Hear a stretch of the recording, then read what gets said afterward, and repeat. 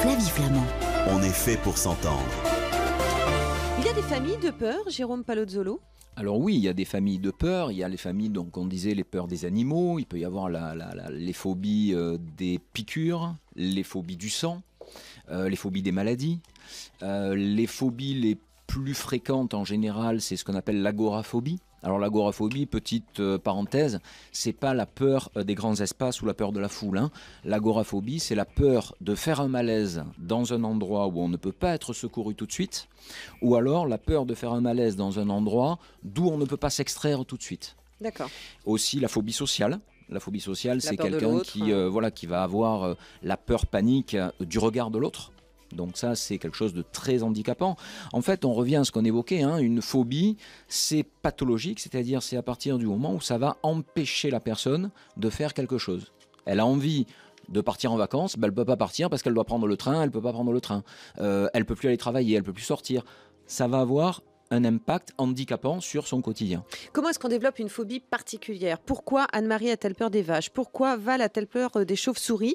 Et pourquoi Sandrine a-t-elle peur de conduire? Ça n'a rien à voir. Alors ça n'a rien à voir. Le problème, c'est que c'est pas toujours évident déjà de mettre le doigt sur l'origine spécifique de la phobie. Et là, c'est un peu ce qui va différencier les thérapies comportementales et cognitives de la psychanalyse. C'est-à-dire dans la psychanalyse, on va être beaucoup centré sur le passé pour essayer de voir l'origine. Dans les thérapies comportementales et cognitives, on essaye de se centrer sur l'ici et maintenant. Bien sûr qu'on va essayer de voir un peu ce qu'il en est au niveau du passé, pourquoi c'est arrivé, comment c'est arrivé, mais si on ne trouve pas l'origine, on va avant tout donner à la personne des clés pour essayer de s'en sortir, justement. Il en est une qui sait d'où vient sa peur du vide, c'est Nicole qui est avec nous aujourd'hui. Bonjour Nicole, bienvenue dans On est fait pour s'entendre.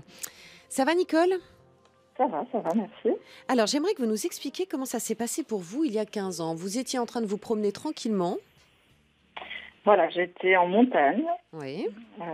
une balade, rando, et avec une grand-mère randonneuse qui me dit « Regarde cette magnifique cascade ». Je me penche, je regarde, je trouve ça magnifique, et elle m'a rattrapé par le pantalon en me disant « Mais qu'est-ce que tu fais ?»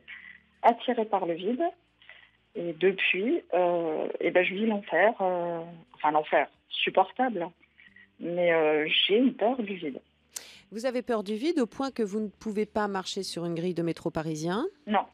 Au point que prendre le viaduc de Millau, qui est absolument magnifique, évidemment, pour vous relève de l'épreuve? Je l'ai fait avec la boule au ventre, les larmes dans les yeux. Ouais. Ah oui, et ça, en fait, vous l'avez découvert tardivement, suite à un moment où vous avez peut-être eu le sentiment d'insécurité, comme le disait Patrice tout à l'heure. C'est-à-dire vous vous êtes presque vous-même inconsciemment mise en danger. Mais en fait, bien malgré moi. Oui. Parce qu'en fait, je trouvais vraiment que c'était magnifique. Et, j'imagine. Et voilà, j'ai fait de la rando en montagne sans jamais avoir le vertige, sans jamais avoir peur du vide. Sans souci. Par contre, je fais du parapente, j'ai pas peur. Oui, c'est complètement, complètement différent. Nicole, est-ce que ça vous a pas ce jour-là fait l'effet, vous savez, quand on est en voiture, on passe à côté d'un accident, on n'est pas du tout concerné par l'accident, on n'a pas été lié à ça, et pourtant le simple fait de passer nous met dans un état d'angoisse. Rétrospectivement, on se dit, tiens, j'aurais pu être dedans, ça aurait pu m'arriver. Est-ce que c'est ça aussi que vous revivez à travers cette angoisse qui a été la vôtre ce jour-là? Non, pas à ce point-là quand même. D'accord. Mais toujours cette boule au ventre qui apparaît à chaque fois. Et c'est ce que je disais à votre collègue. Le souci, c'est que ma fille est en train de suivre le même chemin. Alors, justement, est-ce qu'à un moment donné, on est imprégné, Jérôme Palozzolo, des angoisses des autres? Et c'est le problème, c'est-à-dire que la phobie, c'est quelque chose de transmissible. Bon, là, ce que disait l'auditrice, c'est typique, c'est-à-dire on fait une randonnée, peut-être que ce jour-là, elle avait beaucoup marché, elle était fatiguée, il faisait chaud, elle regarde, elle a un petit vertige au sens médical du terme, et ensuite on associe ça justement au vide, et ça induit une peur du vide. Mais bien sûr, une phobie, ça peut venir de l'environnement. C'est-à-dire, on a des familles qui ont toutes la même phobie. Mais ça se conçoit. Par exemple, prenons notre exemple, la phobie de l'orage. Si la maman, dès qu'il y a le moindre orage, se met sous le lit, les enfants qui voient ça en continu, ils vont avoir tendance à reproduire ce comportement-là. Mais après, l'objectif, justement, c'est d'arriver petit à petit à s'affronter à sa peur, à s'affronter à sa phobie, mais surtout ne pas le faire n'importe comment. Parce que sinon, on a tendance à renforcer la phobie. Alors, il en est un qui a décidé de passer justement par la manière forte, Nicole. On va l'accueillir tout de suite. C'est Guillaume. Bonjour Guillaume. Bonjour Flavie. Comment ça va Guillaume? Ça va très très bien. Alors, c'était comment? Ouais, ça fait peur. Qu'est-ce que vous avez fait? Qu'est-ce que vous avez fait? En fait, ouais, j'entends pas très bien. Mais en fait, j'ai un gros vertige. J'ai pris le taureau par les cornes et puis je me suis dit qu'un jour, vu qu'on est attiré par le vide, je vais aller dans le vide. Et puis j'ai pris un petit avion et puis j'ai sauté en parachute de 4000 mètres. Et c'était énorme. C'était énorme, ouais, parce qu'en fait, vu le vertige, moi j'ai vraiment la sensation que le vertige, c'est l'attirance du vide. Oui. Donc le meilleur moyen, c'est de sauter, quoi. Et en fait, quand on saute, on n'a plus le vertige. Mais arrivé en bas, on le récupère. Hein. Il va nous suivre, hein, je pense. Voilà, c'est ça. Ça n'a pas tout réglé, mais néanmoins, vous avez décidé de dépasser votre peur en vous y confrontant. Nicole, vous voyez pour faire un petit saut, là, vous imaginez faire un petit saut avec Guillaume de 4000 mètres? Écoutez, moi je l'ai fait d'une montagne en parapente, donc l'enfer de quitter la montagne, évidemment. Oui. Mais une fois dans les airs, c'était génial. C'est-à-dire qu'en fait, votre peur que vous avez surpassée au moment de quitter le sol, s'est finalement éteinte au fur et à mesure du vol? C'est ça. Oui. Mais comme disait l'autre auditeur, Guillaume, arrivé au sol, c'était reparti. Hein. Donc ça ne règle pas les choses, mais ça prouve en même temps que c'est possible. Oui, c'est vrai. Guillaume, oui. Vous avez l'intention de ressauter? Je sais pas, j'y pense, hein, franchement j'y pense. Mais en parachute, mais pas en élastique, rien, parce que ça c'est même pas la peine. Mais en parachute, j'y repense quand même fortement. C'est un moment, on va dire qu'il y a 2 minutes de magique dans la vie, quoi. Donc, super.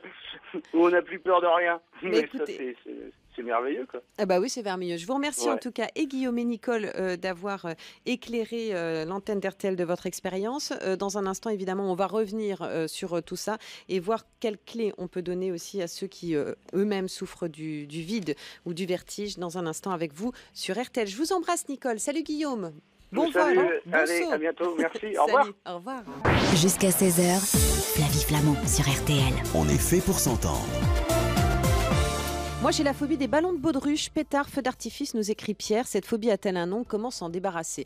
Non, c'est la phobie de la fête. On n'a pas trouvé le nom, en tout cas, avec Jérôme Palazzolo, avec Bénédicte Aubry de Serengo et avec Patrice, donc, qui est également notre invité. Raphaël qui nous écrit « J'ai très peur de l'orage » et Sébastien, vous allez rire. Mais ma phobie, ce sont les paillettes.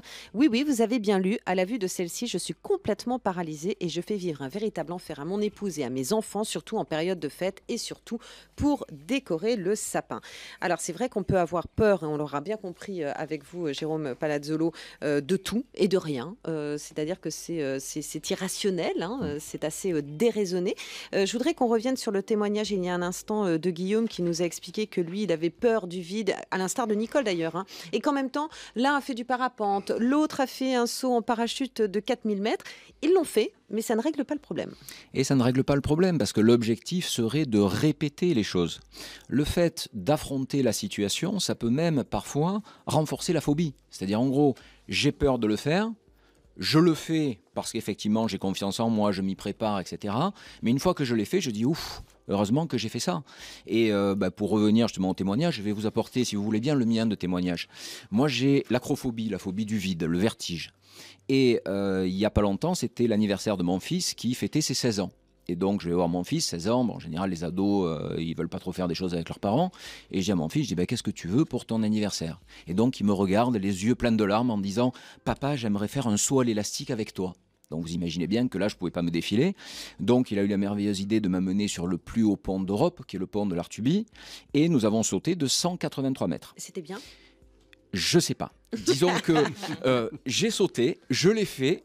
Ouais. Mais j'ai pas pris plaisir et ça ne m'a absolument pas guéri de quoi que ce soit. C'est-à-dire que l'objectif, c'est de pouvoir affronter une situation de manière progressive, hiérarchique, et à ce moment-là, de reproduire la situation. Si on ne le reproduit pas, si on se dit « je l'ai fait », ok, on peut être fier de l'avoir fait, mais ça ne va pas permettre d'avancer dans le traitement de la phobie. Bénédicte Aubry, dans Serengo Magazine, vous donnez la parole à des gens qui ont dépassé justement leur peur. Et moi, je voulais vous parler de Jean qui avait peur de l'avion, et il avait tellement peur de l'avion qu'il était prêt à renoncer à aller au mariage de son fils qui devait se marier aux États-Unis parce qu'il vit aux États-Unis. Donc ça a un impact. C'était un impact considérable. Donc sa femme avait pris son billet d'avion et lui, il n'avait pas pris le billet d'avion. Et puis à un moment, il s'est dit, c'est pas possible. Alors il avait bien imaginé de partir en bateau, mais il s'est dit qu'il serait malade balade en bateau, puis ça prenait quand même trop de temps.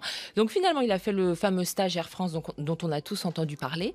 Et il est arrivé, c'était l'invité surprise et super... C'est génial. Bah ouais, il a fait une bonne surprise à toute sa famille. Et depuis, son fils a eu un enfant et il va régulièrement outre-Atlantique garder son petit-fils. Donc il y a des témoignages aussi qui disent que voilà, on peut y arriver, on peut dépasser, et voilà, et que ça dure dans le temps. En faisant le bon choix justement de thérapie, on va revenir sur l'hypnose dans un instant avec vous, Patrice. Mais un message pour Christelle qui nous dit qu'elle a peur de l'avion. Rien que le fait de voir un avion atterrir ou décoller me donne la boule à l'estomac. Donc effectivement, il y a les stages dont on a parlé, mais il y a également une émission sur la peur de l'avion que vous pouvez écouter sur rtl.fr qu'on vous a proposé il y a environ un an, qui était bourré de conseils pratiques à ce sujet. Donc, se confronter à ces angoisses, à ces peurs, ça c'est une chose. Patrice, vous qui aviez peur de parler en public, vous avez réglé aussi ce dossier, vous avez classé cette affaire d'inquiétude avec l'hypnose. Tout à fait, oui. Qu'est-ce que ça permet, l'hypnose ? L'hypnose permet un processus mental dissociatif. C'est assez particulier. Les dernières recherches qui sont faites en neurosciences montrent que lorsque l'on est en état d'hypnose, on active certaines zones cérébrales qui ne contiennent que des informations de type sensoriel ou émotionnel. Et ce sont celles-là qui vont se manifester de manière psychosomatique. C'est ce qu'on retrouve, moi j'utilise beaucoup ça dans mon activité en sexologie. Ces représentations mentales, inconscientes que l'on va avoir et qui va s'exprimer. Et quand on est en hypnose, on relativise, c'est-à-dire qu'on est dans ce processus dissociatif. C'est-à-dire qu'il y a une sorte de désynchronisation entre la pensée consciente et la pensée inconsciente. Est-ce qu'il faut beaucoup de séances pour pouvoir régler le problème d'une peur ? Non, il ne faut pas tellement de séances. Ça peut se faire à peu près comme dans les TCC, qui sont aussi très efficaces, thérapie comportementale. C'est un peu différent comme approche. Le résultat est un peu identique. Il faut 3, 4, 5 séances en général, c'est suffisant. Tout dépend du problème et de l'importance du problème. Aujourd'hui, la peur de parler en public est complètement éteinte chez vous ? Vous avez le sentiment, quand vous êtes un peu fatigué, quand vous êtes dans un climat un peu insécure, vous sentez remonter cette angoisse ? Oui, ça peut par moment, lorsque je me sens un peu fatigué, une période de fragilité un petit peu, parce qu'on a des soucis, de préoccupations, on est moins à l'aise dans ce cas-là. Alors, on a ces ressources parce qu'on a pris quelques repères, on a quelques cours pour gérer ça. On a quelques ancrages dont on va se servir. Et ces ancrages vont nous aider. Ces ancrages sont des processus qui nous permettent d'introduire en quelque sorte l'état que l'on veut obtenir. Alors, pardonnez-moi, je rebondis sur un mot qui est introduire. Vous m'en voudrez pas de la... Non, mais vraiment de la... Je vais vous poser la question dans un instant parce que vous allez m'expliquer, s'il vous plaît, en tant que sexologue, pourquoi les femmes ont peur des souris et des araignées. À tout de suite sur RTL. 15h, 16h, Flavie Flamand sur RTL. On est fait pour s'entendre. Un message pour Aurélie, qui nous explique qu'elle a une peur immense de la mort. Aurélie, on sait à quel point cette peur peut être paralysante et nous consacrerons une émission entière à la peur de la mort un petit peu plus tard dans la saison. Faites-nous confiance pour en parler. Alors aujourd'hui, on revient donc sur nos peurs qui sont moins graves, moins handicapantes peut-être que la peur de la mort avec vous tous. Parfois on a peur des gens comme Sandrine qui a peur de l'ophtalmologue et puis Orsili, impossible d'aller chez le coiffeur. C'est vrai que ça ne doit pas être forcément pratique, mais tout ça doit s'expliquer quelque part et dans un instant, on va vous donner des clés. Auparavant, Patrice, vous qui avez pendant des années eu peur de prendre la parole en public, vous êtes également sexologue. Et il y a un instant, vous nous avez expliqué hors antenne pourquoi les femmes avaient peur des souris et des araignées. Elles ont peur des souris et des araignées parce qu'elles ont peur de la pénétration. C'est-à-dire que la femme possède un orifice, enfin plusieurs, même comme tous les hommes, mais un peu plus.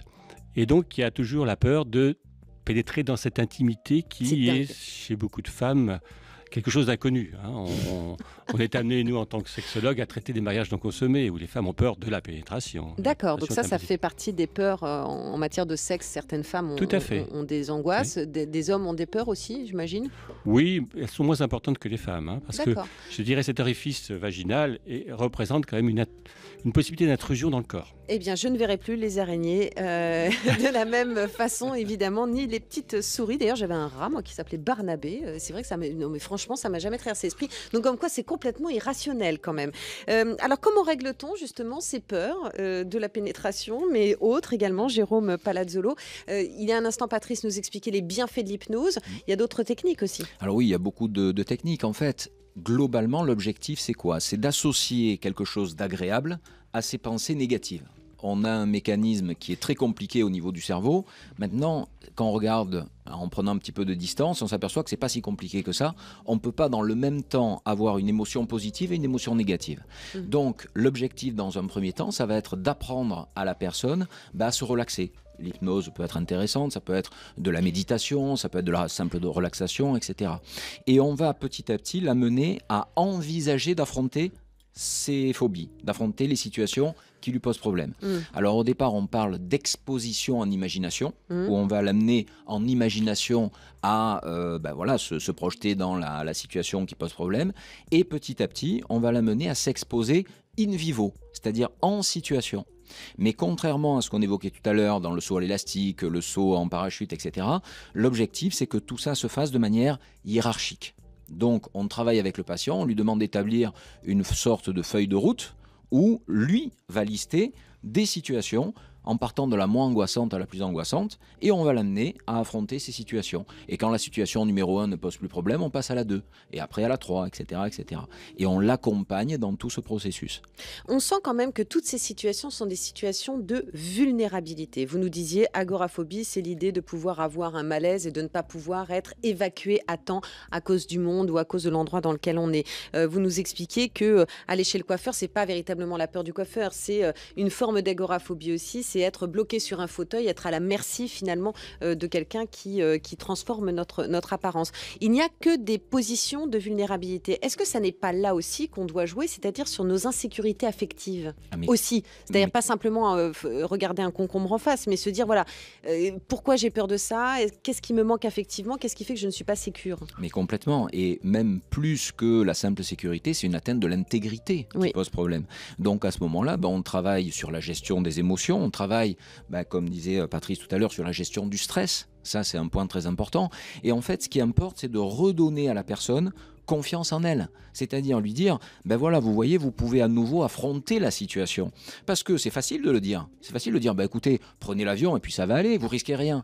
Mais la personne ne le sait pas. Donc l'objectif, c'est de l'amener à affronter la situation. Et finalement, pour rejoindre un peu ce que disait Patrice tout à l'heure, c'est presque un dialogue entre conscient et inconscient. C'est-à-dire, en gros, l'inconscient, il est là pour nous embêter.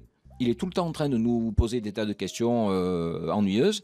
Et l'objectif, c'est qu'au niveau conscient, on puisse lui démontrer par l'exemple qu'en fait, il nous dit n'importe quoi. Et on l'amène petit à petit à voir qu'on est apte à gérer les situations. Je vais me tourner vers vous, Patrice. Je vais vous demander une réponse assez rapide, s'il vous plaît. Tout à l'heure, on parlait de bienveillance. C'est-à-dire, je me suis un peu moquée de vous en disant, bon, alors dis donc, vous savez combien on a d'auditeurs sur RTL, ça va être difficile de prendre la parole. Et vous m'avez dit, non, je me sens bien parce qu'il n'y a que des gens bienveillants. Ça, c'est extrêmement important aussi d'être bien entouré pour la gestion de ces inquiétudes. Tout à fait, absolument. Que vous parliez tout à l'heure, de toute façon, aussi entre nous parler de la notion d'amour, je pense que c'est important aussi. Quand quelqu'un est rassuré de son partenaire ou de sa partenaire, ça va jouer un rôle essentiel. Donc la bienveillance va aussi nous aider à renforcer ce qu'on pourrait appeler notre ego. On se retrouve tout de suite, si vous le voulez bien, avec RTL, sur RTL d'ailleurs, avec vous. Enfin bon, on s'est compris. À tout de suite. Flavie Flamand sur RTL. On est fait pour s'entendre. J'espère qu'on a pu vous apporter des clés, mais enfin, pour en avoir plus encore, je vous conseille le magazine Serengo qui est actuellement en kiosque. Bénédicte Aubry, je vous remercie d'avoir accepté notre invitation. Merci pour ce dossier que l'on a traité aujourd'hui sur RTL. À bientôt, Bénédicte. Merci beaucoup, Jérôme Palazzolo. Je me libère de mes phobies chez PUF. Merci de nous avoir apporté certaines clés aussi sur nos inquiétudes. Merci beaucoup, Patrice. Alors, merci de nous avoir expliqué à quel point on peut surpasser ces angoisses, celle de parler en public. Merci de nous avoir appris donc que la peur de la souris et de l'araignée pour une femme, c'est la peur de la pénétration. Et puis donc je rappelle maintenant votre site sexologie-magazine.com. Merci beaucoup. Je vous remercie beaucoup, Flavie. À bientôt. Oui, on s'en est bien sorti sur RTL. C'était chouette. Absolument. On se sent bien ici. Et puis nous, si vous le voulez bien, on va se retrouver demain. Demain, on va s'intéresser au phénomène des brocantes. C'est ça le plaisir d'En effet pour s'entendre. C'est que chaque jour, on vous propose une couleur différente, une musique différente. Avez-vous succombé au plaisir de chiner dans les vides-greniers? Une émission bourrée de conseils pour mieux exercer l'art de la récup. Ce sera demain à 15h30 sur RTL. Surtout, ne ratez pas ce soir Sidonie Bonnec et Thomas Huck qui vont vous parler de l'homme de Néandertal. Charmant, vous verrez. Ce sera donc sur RTL. Tout de suite, vous pouvez les prendre puisqu'on parlait de brocante. Je vous en fais un bon prix. Voici Laurent Ruquier, les grosses têtes. Moi, je vous embrasse et je vous dis à demain, 15h sur RTL.